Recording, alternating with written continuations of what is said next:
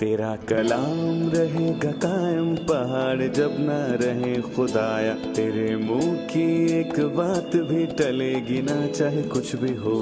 तेरी मान दिए है जिंदा सोने से भी कीमती, मेरा दिल ये दे गवाही है ये किताब अजीम। नाज़िल करे अपना कलाम, शिकस्ता दिलों को सुकून मिले, तारीखी दूर हो मेरी राहें रोशन कर। दिल अपना कलाम कसरत से ए खुदा बदल दे, रिहाई दे कसरत से फल मिला। कलाम रहेगा कायम पहाड़ जब ना रहे खुदाया, तेरे मुंह की एक बात भी टलेगी ना चाहे कुछ भी हो। अजीज नाजरीन, मैं अयाद ज़रीफ आप तमाम देखने वालों को हमारे रोज़ के बाइबली मुतालियाती प्रोग्राम की आज की नई किस्त में खुशामदीद कहता हूँ। इस प्रोग्राम में हम बाइबल मुक़द्दस के तमाम किताबों यानी पैदाइश ता मुकाशफा तफसीली मुताला पेश कर रहे हैं।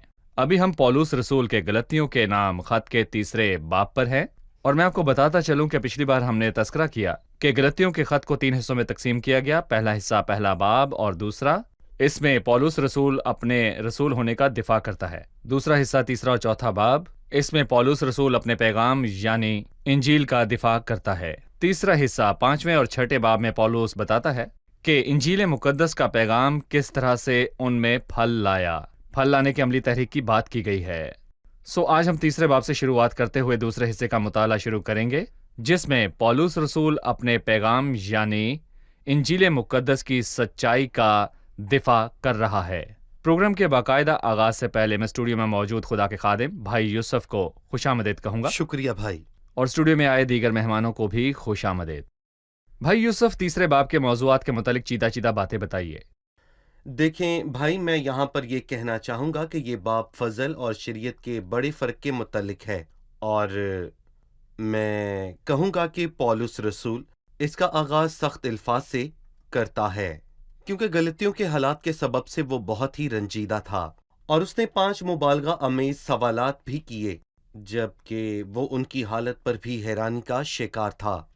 और फिर उसने अब्राहम के मुतल्लिक बात की कि वो अहम मिसाली शख्सियत और ईमान की एक वाज़ेह मिसाल है, पर वो किस तरह रास्तबाज ठहरा, खतने की बदौलत या फिर शरा के कामों की बदौलत। देखे, ना ही इसकी ना ही उसकी बदौलत, बल्कि अब्राहम ईमान के वसीले रास्तबाज ठहरा। ये सच है कि अब्राहम खुदा पर ईमान लाया, जो कि उसके हक में रास्तबाजी गिना गया, और जैसा कि हमने पैदाइश के 15वें बाब से ये समझा है। और फिर अगली आयत में वो ये बात करता है कि हमने शरीयत के नहीं बल्कि हमने वादों के वसीले बरकत पाई। तो सवाल ये है कि फिर शरीयत का असल मकसद क्या था? फिर उसने खुदा की शरीयत देने के मकसद को वाज़े किया, और फिर आखिर में पौलुस ने 4 बरकत की बात की, जिनसे इस बाब का इख्तिताम होता है, जो मसीह से शराकत रखने से मिलती हैं। शुक्रिया। अब मैं पहली 9 आयात को पढ़ूंगा, उसके बाद आपसे सवाल पूछूंगा। तीसरे बाब की 1-9 आयात।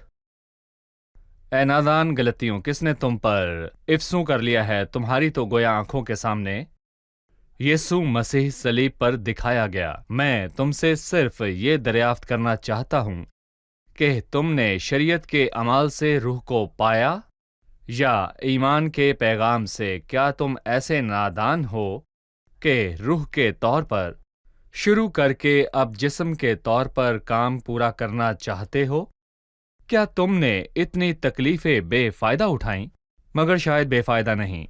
बस जो तुम्हें रूह बख्शता और तुम में मौजज़े जाहिर करता है, क्या वो शरीयत के अमाल से ऐसा करता है या ईमान के पैगाम से? चुनाचा अब्राहम खुदा पर ईमान लाया और ये उसके लिए रास्तबाजी गिना गया।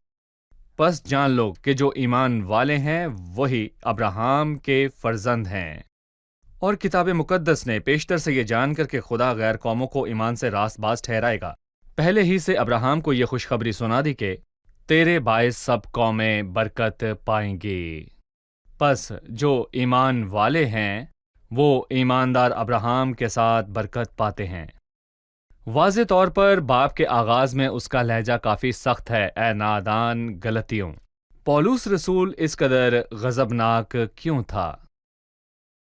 क्योंकि वो बड़ी उदास करने वाली हालत को पहुंच चुके थे, जहां वो खुदा की अंजील से फिर गए थे, जो जिस्मानी कामों से मुफ्त निजात और कामिल रास्तबाजी अता करती है, और कुछ मैं कहूँगा कि झूठे उस्तादों के असर के बाइस इस मामले में उसका गुस्सा भड़का, जो मुकद्दस गजब है।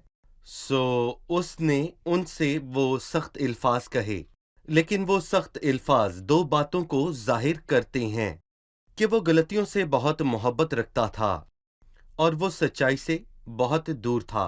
और मैं बताना चाहूँगा कि जब उसने मेरे प्यारे सच्चाई से फिर गए हैं, तो वो गुस्से से भर गया था, क्योंकि वो उनसे मोहब्बत रखता था और चूंकि वो अंजील की सच्चाई से वफादार था।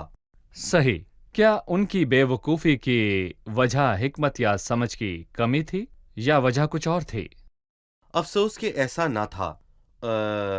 उनकी बेवकूफ़ी की वजह हिकमत की कमी नहीं थी, बल्कि ये झूठे उस्तादों की तालीम की बदौलत हुआ, यानी कि जिनकी सदारत तबलीग कर रहा है, जो अंजील के सख्त खिलाफ है। शैतान उनके जहनों को मंतक से जितना दूर ले जा सकता था ले गया। अफसोस कि पौलुस रसूल इसको नादानी के सिवा और कुछ भी ना कह सका कि मसीह को छोड़कर जिस्मानी बातों की तरफ मुड़ जाना, ये वो जुआ है जो यहूदियों के बाप दादा भी उठा ना सके थे। उससे गैर कौमें कैसे उठ सकती हैं? क्या वो उनसे बेहतर थे?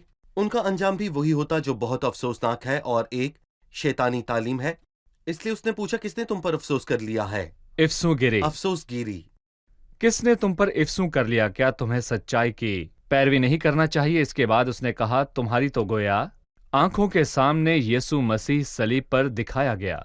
कब और कैसे मसीह उनकी आंखों के सामने सलीब पर दिखाया गया? यकीनन हमें इसके लफ्जी मतलब पर नहीं जाना। सही। पौलुस कोई फनकार नहीं था और उसने कोई खाका नहीं बनाया, और यकीनन ऐसे लोग हैं जो कि खाकों के जरिए से अपनी बिशारत का काम सर अंजाम देते हैं, और मैं इसके खिलाफ हरगिज नहीं हूँ।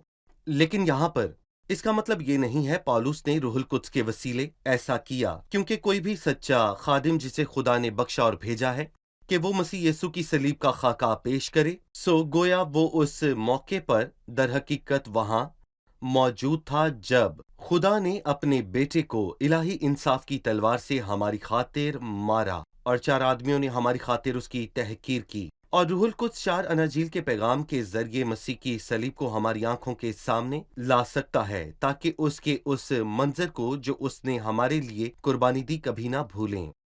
लफ्ज खाका का मंबा एक यूनानी फेल है, जिसका इस्तेमाल अमूमन तब किया जाता है जब हुकूमत के कवानीन को लिखा और कैसर या हाकमे वक्त की मोहर लगाई जाती बड़े हरूफ के अंदर, और उसे बरमला आवाम के सामने दिन की रोशनी में लटकाया जाता, ताकि लोग उसे देखकर उसके मकसद को समझें। और यही लफ्ज इस्तेमाल हुआ है कि यीशु उनकी आंखों के सामने सलीब पर दिखाया गया। पौलुस रसूल किस हद तक मतलब पैगाम को वाज़े कर सकता था जब उसने उनकी आंखों के सामने मसीह को सलीब पर दिखा दिया? मेरा मतलब पौलुस मुनादी कर रहा था, उसने मसीह के काम को किस तरह उनके लिए वाज़े किया। लिहाजा हम किस तरह से मसीह के सलीबी काम की कामलियत को वाज़े कर सकते हैं, उसे कैसे साबित कर सकते हैं? जैसे कैसर की कवानीन है, ताकि वो लोगों के सामने वाजे हो जाएं और लोग उन्हें आसानी से समझ सकें। उनका वाजे और काबिल फहम होना लाजम है। और इसी तरह जब एक खादिम मसीह को पेश करता है, उसे भी वाजे तौर पर उसे पेश करना चाहिए, क्योंकि खुदा का बेटा आसमान को छोड़कर जमीन पर इसलिए आया क्योंकि वो हमसे मोहब्बत रखता है, और वो हम सब के लिए मसलूब हुआ, ना इसलिए कि उसकी किस्मत खराब थी, ना इसलिए कि यहूदियों ने उसके खिलाफ साजिश की थी, बल्कि इसलिए कि वो खुदा से मोहब्बत रखता था और हमसे भी, लिहाजा वो मसलूब हो गया। और मेरा ख्याल है जब हम इस बात को शफाफ तौर पर बिना किसी नाकाबिले फहम बात के बयान करते हैं, जिसको तमाम लोग वाजे और काबिले फहम तौर पर समझ सकें, तो हम अच्छा काम करते हैं, क्योंकि लोग हमारे पैगाम में किसी धुंधलाहट और गैर वाजे बात को पसंद नहीं करते। पैगाम बहुत वाजे, जोरदार और शिफाफ है, और मैं कहूँगा कि आपका पैगाम खुदा के कलाम जी। के मुताबिक होना चाहिए। ये कहना गलत ना होगा कि पौलुस इसी सबब से हैरान जी। था कि ये पैगाम उनके ये पास वाज़ेह है। पूरी वजाहत के साथ पहुंचा। सही। यीशु उनकी आंखों के सामने सलीब पर दिखाया गया और ये वाज़ेह था। सो तुम क्यों उससे फिर गए और अब जिस्म के तौर पर काम पूरा करना चाहते हो? सही। सो वो कहता है, मैं तुमसे सिर्फ ये दरियाफ्त करना चाहता हूँ कि तुमने शरीयत के अमाल से रूह को पाया या ईमान के पैगाम से। मैं शरीयत के कामों और ईमान से सुनने के दरमियान फर्क करना चाहता हूँ। सो क्या पौलुस ने शरीयत के कामों की बात की जब वो उनमें मुनादी कर रहा था? और मैं पूछता हूँ, क्या उसने उन्हें शरीयत के तकाजों के मुतालिक बताया कि उन्हें तमाम बरकत को हासिल करने के लिए किस तौर पर शरीयत को कायम रखना है? यकीनन नहीं, बल्कि उसने उन्हें अंजील का पैगाम सुनाया और उसे ईमान से कबूल किया, और नतीजा ये निकला कि उन्होंने रूहुल कुद्स इनाम में पाया। क्या तुमने शरीयत के अमाल से रूह को पाया या ईमान के पैगाम से?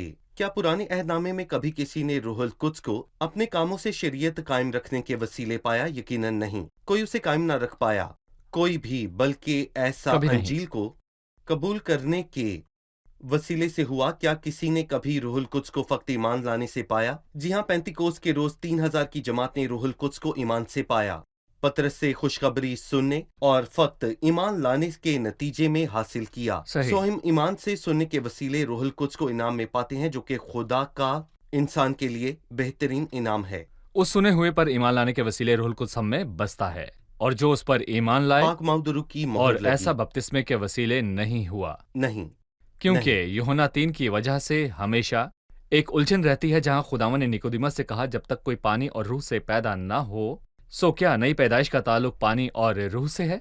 कुछ लोग इसे गलत समझते हैं। मैं नहीं जानता कि वो ऐसा जानबूझकर करते हैं या नहीं। दोनों सूरतों में ये सच में एक बुरी बात है।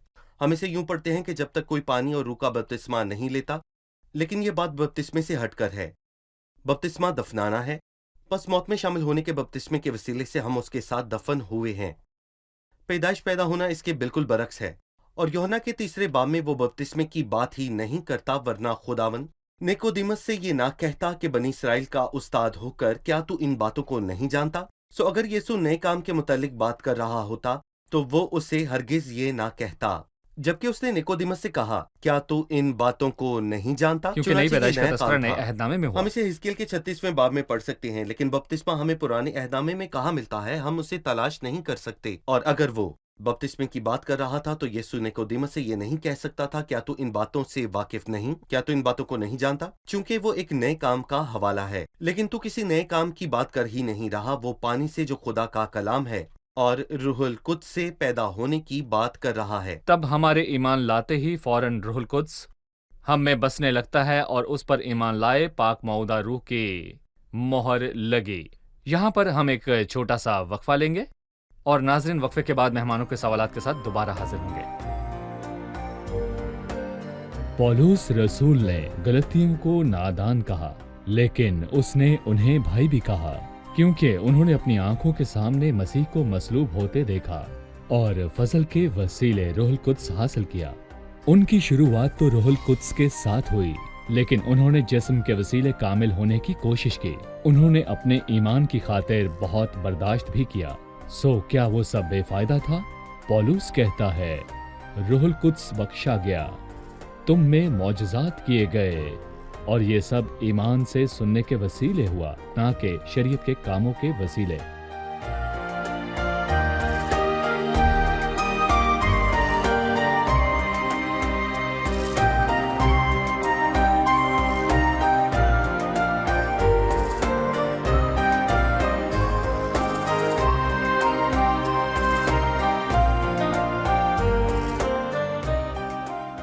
खुशामदीद। आइए चलते हैं मेहमानों की जानिब और जानते हैं उनका सवाल। सवाल कीजिए। मेरा सवाल 5वें आयत के मुतालिक है। बस जो तुम्हें रूह बख्शता है और तुम में मौजज़े जाहिर करता है, रूह हमारे दरमियान कौन से मौजज़ात करता है? इससे क्या मुराद है कि रूह तुम में मौजज़ात जाहिर करता है? जी, मौजज़ात का मामला क्या है? मौजज़ात, यूं लगता है कि पालूस ने गलतियों की कलीसिया में मुनादी की और उसने उनके दरमियान मौजज़ात किए।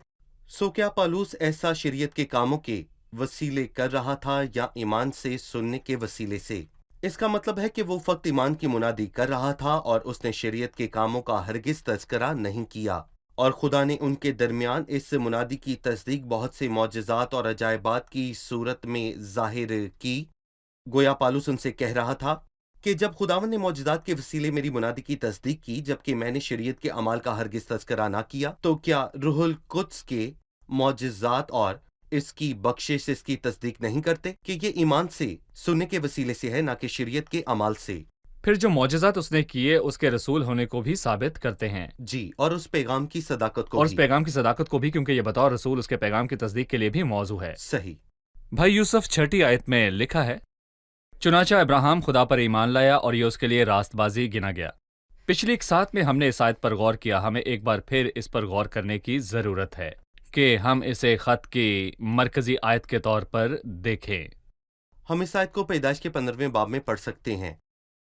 بائبل پہلی بار ایمان کا حوالہ پیدائش کے 6 باب کی 15ویں آیت میں دیتی ہے، اور اس کا باہمی تعلق راست بازی سے تھا۔ ہم نے غور کیا کہ یہ پیدائش کے 17ویں باب سے پہلے جہاں خدا نے ختنے کو لازمی قرار دیا، تو یہ اشارہ ہے کہ ابراہیم کی راست بازی کا ختنے سے کوئی وہ پہلے کسی ہے۔ قسم کا تعلق نہیں ہے، اور یہ شریعت سے 400 برس پہلے کا واقعہ ہے، کیونکہ شریعت ابراہیم سے 400 برس یا اس سے بھی زیادہ بعد دی گئی۔ تو پھر ابراہیم کی راست بازی شریعت کے اعمال کے وسیلے نہ تھی جو تقریباً 400 سال کے بعد آئی تھی، اور نہ ہی اس ختنے کے وسیلے جو کہ بہت بعد سامنے آیا، شاید 15 سال کے بعد، یعنی پیدائش 15 سے 17ویں باب تک۔ اس لیے راست بازی وقت ایمان سے ہے، اور میں کہوں گا کہ اس کا مذہبی رسومات اور تمام روایات سے کوئی لینا دینا نہیں ہے، نہ ہی شریعت سے اور نہ ہی شریعت کے کاموں سے۔ صحیح۔ بہت سے لوگ ابراہیم کی نسل سے ہونے پر خاصے پابند ہوتے صحیح۔ ہیں، بہت سے کہتے ہیں کہ وہ ابراہیم کے فرزند ہیں، اور اسی طرح اور بھی ہیں۔ 7ویں آیت کی روشنی میں بتائیے کہ ابراہیم کے فرزند کون ہیں؟ میرا خیال ہے کہ یسوع نے بھی یوحنا کے 8ویں باب میں اس کا واضح حوالہ دیا ہے۔ ابراہیم کی اولاد یا ابراہیم کی جسمانی نسل اور ابراہیم کے فرزندوں میں جو ہمارے باپ ابراہیم کے نقش قدم پر چل رہے ہیں، سچ میں ان میں فرق ہے۔ اگر میں صرف ابراہیم کی نسل میں سے ہوں تو میں یہاں پر یہ واضح کرنا چاہوں گا کہ اس سے سچ میں مجھے کوئی فائدہ نہ ہوگا۔ لکھا ہے، اپنے دلوں میں یہ کہنے کا خیال نہ کرو کہ ابراہیم ہمارا باپ ہے، کیونکہ میں تم سے کہتا ہوں کہ خدا ان پتھروں سے ابراہیم کے لیے اولاد پیدا کر سکتا ہے۔ پر خاص بات یہ ہے کہ کیا مجھ میں ابراہیم جیسا ایمان ہے؟ ابراہیم کا ایمان کیا ہے؟ اس کا ایمان خدا پر یقین کرنے پر ظاہر ہوا کہ خدا مردوں کو زندہ کر سکتا ہے۔ اور کیا مجھ میں ایمان ہے کہ خدا نے مسیح کو جب وہ صلیب پر مارا گیا زندہ کیا، مطلب کہ خدا نے اپنے بیٹے کو زندہ کیا، اور خدا نے ابراہیم کو پیدائش کے 22ویں باب میں اپنے بیٹے اسحاق کو قربانی گزرانے کی وجہ سے برکت دی، کیونکہ وہ سمجھا کہ خدا مردوں میں سے جلانے پر بھی قادر ہے۔ انہی میں سے تمثیل کے طور پر وہ اسے پھر ملا، اور یہ خدا کے کام کا عکس ہے۔ جب وقت آیا تو اس نے اپنا بیٹا بھیجا کہ مصلوب کیا جائے اور مر کر تیسرے دن زندہ ہو۔ تو کیا ہم ایمان رکھتے ہیں ہم ابراہیم کے فرزند ہیں اگر ہم میں ابراہیم کا سا ایمان ہے؟ ابراہیم کے فرزند وہ ہیں جو اس کے نقش قدم پر چلتے ہیں، جس نے خدا پر ایمان رکھا جو اس کے حق میں راست باز گنا گیا، وہ اسی ابراہیم لیے کے وہ فرزند ہیں۔ ایمانداروں کا جی، باپ کہلاتا ہے، صحیح، اور ہمارا جی۔ باپ ابراہیم کسی خاص طبقے کا باپ صحیح، نہیں۔ بالکل۔ 8ویں آیت میں لکھا ہے، اور کتاب مقدس نے پیشتر سے یہ جان کر کہ خدا غیر قوموں کو ایمان سے راست باز ٹھہرائے گا پہلے ہی سے ابراہیم کو یہ خوشخبری سنا دی۔ میں جاننا چاہوں گا کہ کتاب مقدس نے پیشتر سے یہ جان کر، کتاب مقدس پیشتر سے جان لیتی ہے، کتاب مقدس کہتی ہے، یعنی کتاب مطلب ہمیں اس حصے کے متعلق بتائیے۔ بائبل میں کتاب مقدس ایک شخصیت کی مانند ہے، اور میں کہنا چاہوں گا کہ گویا یہ خود خدا ہے، اور میں کہوں گا کہ لکھا ہے، اور کتاب مقدس نے پیشتر سے یہ جان کر۔ جب ہم 22ویں آیت پر آتے ہیں تو لکھا ہے کہ مگر کتاب مقدس نے سب کو گناہ کا ماتحت کر دیا، اور جب ہم 4تھے باب پر پہنچتے ہیں تو لکھا ہے مگر کتاب مقدس یہ کہتی ہے کہ کتاب مقدس پیشتر جان لیتی ہے، ماتحت ٹھہراتی ہے اور کہتی ہے۔ پھر کتاب مقدس میری اور آپ کی مانند صرف ایک شخصیت نہیں بلکہ خدا خود ہے۔ اس لیے بائبل عبرانیوں کے 4تھے باب کی 12ویں آیت میں کہتی ہے، کیونکہ خدا کا کلام زندہ مؤثر اور مؤثر ہے اور ہر ایک دو دھاری تلوار سے زیادہ تیز ہے اور جان اور روح اور بند بند اور گودے کو جدا کر کے گزر جاتا ہے اور دل کے خیالوں اور ارادوں کو جانچتا ہے، اور اس سے مخلوقات کی کوئی چیز چھپتی نہیں ہے، بلکہ جس سے ہم کو کام ہے اس کی نظروں میں سب چیزیں کھلی اور بے پردہ ہیں۔ اور غور کریں، یہاں خدا کے کلام اور خدا میں کوئی فرق نہیں ہے کوئی فرق نہیں، کیونکہ خدا اور اس کا کلام ایک ہی ہیں، یہ دونوں ایک کیونکہ ہیں، یہ کوئی خدا کی فرق سانس نہیں۔ ہے۔ کلام خدا کی صحیح، سانس ہے۔ ہم وقفے کے بعد مہمانوں کے سوالات کے ساتھ حاضر ہوں گے۔ ناظرین، وقفے کے بعد دوبارہ حاضر ہوں گے، ہمارے ساتھ رہیے۔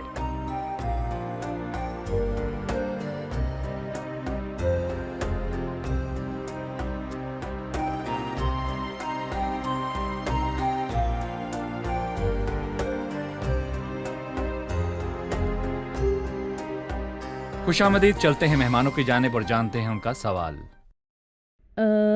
ان دنوں مسیحوں کا ایک بڑا فرقہ گلیتیوں کی مانند زندگی گزار رہا ہے، خدا ان سے کیسے پیش آئے گا؟ در حقیقت بھائی یوسف، مسیحیوں کا ایک بڑا فرقہ ویسی ہی سوچ رکھتا ہے جو گلتیوں کی تھی، لہٰذا حل کیا ہے؟ جب ہم اس خط کے 5ویں باب کی 9ویں آیت پر پہنچتے ہیں، 5واں باب 9ویں آیت، تھوڑا سا خمیر سارے گندھے ہوئے آٹے کو خمیر کر دیتا ہے، اور خمیر برائی کو ظاہر کرتا ہے، اور افسوس کہ برائی کلیسیا میں داخل ہوئی، اور وہ دعویٰ کرتے ہیں کہ مسیح اکیلا کافی نہیں ہے۔ اعمال، کام، روایات، ذمہ داریاں، روزہ دینا اور بہت سی باتیں شامل ہیں جو نجات کے لیے ضروری ہیں، ورنہ نجات نہیں ملے گی۔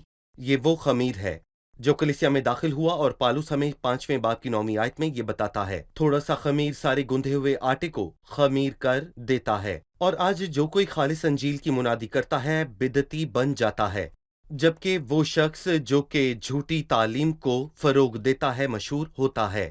لیکن یقیناً خدا سچا ٹھہرے اور ہر آدمی جھوٹا، اور ان کی تعلیم کا عملی نتیجہ تباہی اور بربادی ہی ہے، اور بد اخلاقی، گناہ اور بے راہ روی، اور اور گمراہی۔ اس سب کی وجہ یہ ہے کہ مسیح کی منادی حقیقی لائق طور مسیح پر نہیں اور ہوتی۔ نجات مسیح مسلوب دہندے کی، کی۔ نجات دہندہ کی، اور کسی بھی طرح کی ملاوٹ لوگوں کو اس سے دور کرتی ہے۔ صحیح۔ مجھے 8ویں آیت پر واپس آنا ہوگا، جیسا کہ میں نے وقفے سے پہلے آپ سے درخواست کی، اور کتاب مقدس نے پیشتر سے یہ جان کر کے خدا غیر قوموں کو ایمان سے راست باز ٹھہرائے گا، پہلے ہی سے ابراہیم کو یہ خوشخبری سنا دی کہ تیرے باعث سب قومیں برکت پائیں گی۔ ابراہیم کو خوشخبری کب سنائی گئی؟ میرا خیال ہے کہ 22ویں باب میں ایسا ہوا تھا۔ پیدائش 22 جی، میں۔ پیدائش کے 22ویں باب میں، جب خدا نے کہا کہ اپنے بیٹے کو قربان کر، اور وہ واقعی اسے موریا کے پہاڑ پر لے گیا اور اسے نظر کیا، لیکن اس سے پہلے کہ وہ اسے ذبح کرتا، خدا نے اسے کہا کیونکہ اب میں جان گیا ہوں کہ تو خدا سے ڈرتا ہے، اس لیے اب تیرے بیٹے کو قربان کرنے کی ضرورت نہیں، اب میں بیٹا قربان کروں گا۔ تیرے بیٹے سے کسی کو کچھ حاصل نہ ہوگا، لیکن میرے بیٹے کی قربانی سب کی نجات کا سبب بنے گی۔ ابراہیم کے بیٹے کو فدیے کی ضرورت تھی اور ایک قربانی کی جو اسے چھڑائے، سو خدا نے اس کے لیے ایک برے کو تیار کیا، ایک عظیم قربانی، تاکہ ابراہیم کے بیٹے کو چھڑائے۔ لیکن مسیح کو چھڑانے کی ضرورت نہ تھی، بلکہ اس نے سب کو چھڑا لیا جو ایمان لے آئے۔ اس نے خود کو سب کی خاطر فدیے کے لیے پیش کیا، اور اس لیے ابراہیم کو یہ خوشخبری سنا دی۔ جب اس نے اظہاق کی قربانی گزرانی اور اسے مردوں میں سے حاصل کیا، سو میں کہوں گا کہ مرنے اور جی اٹھنے اور ایمان کی بنیاد پر تیرے لاکھوں فرزندوں تک خوشخبری پہنچے گی، اور اے ابراہیم، جو تیرے ہی نقش قدم پر چل رہے ہیں، جو ایمان کی راہ پر ہیں، وہی برکت اور خوشخبری کو حاصل کریں گے۔ صحیح۔ 9ویں آیت میں لکھا ہے، پس جو ایمان والے ہیں وہ ایماندار ابراہیم کے ساتھ برکت پاتے ہیں، اور اسی سے ہماری آج کی قسط اختتام پذیر ہوتی ہے۔ لیکن پہلے اس کے بارے میں ہمیں بتائیے۔ یہ آیت بہت اہم ہے، اور یہ کہتی ہے کہ فقط ایمان ہی کی ضرورت ہے۔ وہ ایماندار ابراہیم کے ساتھ برکت پاتے ہیں، یہ نہیں قربانی گزارنے والا ابراہیم کے ساتھ جس نے اپنا وطن چھوڑا، بلکہ ایماندار ابراہیم کے ساتھ۔ ایک ایماندار ہونا ہی اس کی عظمت کا راز ہے۔ حالانکہ میں ابراہیم کی طرح عظیم نہیں، لیکن یہاں پر میں اس کی طرح ایماندار ہو سکتا ہوں۔ جی، آپ بھی ہو سکتے ہیں، اور ناظرین میں سے بھی کوئی بھی ایماندار ہو سکتا ہے، اور وہی ایماندار ابراہیم کے ساتھ برکت پاتے ہیں، اور یہی سچ ہے۔ بہت شکریہ بھائی یوسف۔ اب وقت ہے کہ ہم جانیں مہمانوں نے آج کیا سیکھا۔ جی، آج کے پروگرام سے آپ نے کیا سیکھا؟ مجھے سچائی کی طرف پالوس کی وفاداری بہت پسند آئی اور بدعتوں کے خلاف اس کا ڈٹ کر کھڑے ہونا۔ میرا خیال ہے کہ اگر ان دنوں میں ایسی صورتحال پیدا ہو جائے، ممکن ہے کہ ہم میں سے بہت سے کہیں نہیں، ہمیں محبت اور مقبولیت کے ساتھ چلنا چاہیے۔ حالانکہ جب میں بائبل سے جانتی ہوں کہ کیا صحیح ہے اور کیا غلط، تو غلط کو غلط کہتی ہوں، تو تب میں حقیقی محبت رکھتی ہوں۔ جی ٹھیک ہے، جی آپ۔ خدا نے کام کو مکمل کیا، سو ہمیں اس کے کام پر ایمان لانا ہے، اور نتیجے میں روح القدس ہم میں بستا ہے اور ہم ابدی زندگی پاتے ہیں، اس لیے ہمیں کسی اور بات کی ضرورت نہیں۔ صحیح، آپ بتائیے۔ میرے لیے یہ بات بہت حوصلہ افزا ہے کہ راست بازی کو حاصل کرنے کے لیے ہمیں کچھ بھی کرنے کی ضرورت نہیں ہے، ہمیں فقط ایمان لانا ہے۔ اور حوصلہ افزا بات بائبل کے وہ الفاظ ہیں جن کے مطابق ایمان بھی خدا کی طرف سے ایک نعمت ہے، اور یہ تمہاری طرف سے نہیں بلکہ خدا کی طرف سے نعمت ہے۔ شروعات سے آخر تک ہر طرح سے ہمیں خدا کے فضل سے ہی ملتا ہے، اور ہمیں فقط ایمان لانے کی ضرورت ہے کہ اپنے ہاتھ کو بڑھا کر خدا سے وہ ساری نعمتیں لیں۔ شکریہ، خداوند آپ کو برکت دے۔ بھائی یوسف آپ کا بھی شکریہ، خداوند آپ کو برکت دے۔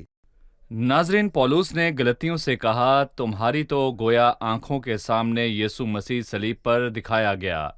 مسیح کی مصلوبیت واضح تھی، اور مسیح کی موت کے حوالے سے انجیل کی باتیں بھی واضح طور پر بیان کی گئی تھی، اور فقط اسی سے خدا دلوں پر اثر انداز ہو سکتا ہے۔ میں کہنا چاہوں گا کہ آج جتنے بھی لوگ ہمیں دیکھ رہے ہیں، چاہے مسیحی ہیں یا نہیں، خدا نے اپنی آواز مجھ تک اور آپ تک پہنچا دی ہے۔ بائبل ہم پر ظاہر کرتی ہے کہ مسیح کیسے مرا، وہ کس طرح میرے اور آپ کے بدلے صلیب پر گیا، اور ہر اس شخص کے بدلے جو اس پر ایمان لاتا ہے، اور اس نے ہماری سزا کو اپنی صلیب پر کھینچ دیا۔ کیا یسوع صلیب پر مرا؟ جی ہاں مرا۔ کیا وہ واقعی مرا؟ جی وہ واقعی مرا، خود وہی مرا، نہ کہ اس کے جیسا کوئی اور۔ مسیح مرا، ہماری آنکھوں کے سامنے یسوع مسیح صلیب پر دکھایا گیا، جبکہ آج آپ ہمیں دیکھتے ہیں۔ یقیناً یسوع مسیح آپ کو صلیب پر دکھائی دے رہا ہے۔ انجیل کے خاکے آپ کے سامنے کھینچے گئے ہیں۔ مسیح میرے اور آپ کے لیے مرا، مسیح میرے اور آپ کے گناہوں کے بدلے مرا تاکہ ہماری سزا کو اٹھا لے۔ مسیح آپ کو زندگی دینے کے لیے مرا، اور آپ کو بس یہی کرنا ہے کہ آ کر اس بات پر ایمان لانا ہے کہ جس نے اپنے آپ کو میرے لیے موت کے حوالے کر دیا۔ خدا آپ کو ابدی زندگی حاصل کرنے کے لیے کچھ کرنے کو نہیں کہتا۔ خدا آپ کو کسی مقام کا دورہ کرنے کو نہیں کہتا، یا راست بازی اور ابدی زندگی کی خاطر کوئی قیمت چکانے کو نہیں کہتا۔ بس خدا جہالت کے وقتوں سے چشم پوشی کر کے اب سب آدمیوں کو ہر جگہ حکم دیتا ہے کہ توبہ کریں۔ خدا مسیح کو ابدی زندگی کے واحد منبع کے طور پر پیش کرتا ہے۔ عزیزو، تمہاری تو گویا آنکھوں کے سامنے مسیح کو صلیب پر دکھایا گیا۔ مسیح ابدی زندگی کا واحد ذریعہ ہے۔ عزیزو، کیا آپ نے مسیح کو قبول کیا ہے، یا آپ اب تک مسیح کی صلیب کے علاوہ کسی ذریعے کی تلاش میں ہیں؟ کیا آپ نے مسیح کے صلیبی کام میں پناہ لی ہے، اور کیا آپ اس کے اطمینان میں ہیں، یا پھر آپ کا دل اور ضمیر اب تک مسیح کے صلیبی کام سے لا تعلق ہیں؟ لہٰذا ایک بار نہیں، دو بار نہیں، 3 بار نہیں، بلکہ 1000 بار سوچیں اس سے پہلے کہ آپ مسیح کے صلیبی کام کو رد کر دیں، کیونکہ مسیح کی صلیب کو رد کرنے سے آپ اس کے موقع کو رد کرتے ہیں جو ابدی زندگی حاصل کرنے کا ہے۔ اگلے پروگرام میں پھر ملیں گے۔ خداوند آپ کو برکت دے۔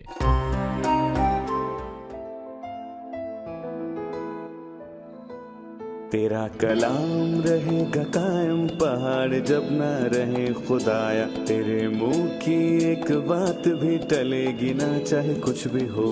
تیری مان دیے ہے زندہ، سونے سے بھی قیمتی، میرا دل یہ دے گواہی ہے، یہ کتاب عظیم نازل کرے اپنا کلام، شکستہ دلوں کو سکون ملے، تاریکی دور ہو میری راہیں روشن کر، دل اپنا کلام کثرت سے اے خدا بدل دے، رہائی دے کثرت سے پھل ملاؤ۔ کلام رہے گا قائم، پہاڑ جب نہ رہے خدایا، تیرے منہ کی ایک بات بھی ٹلے گی نہ، چاہے کچھ بھی ہو۔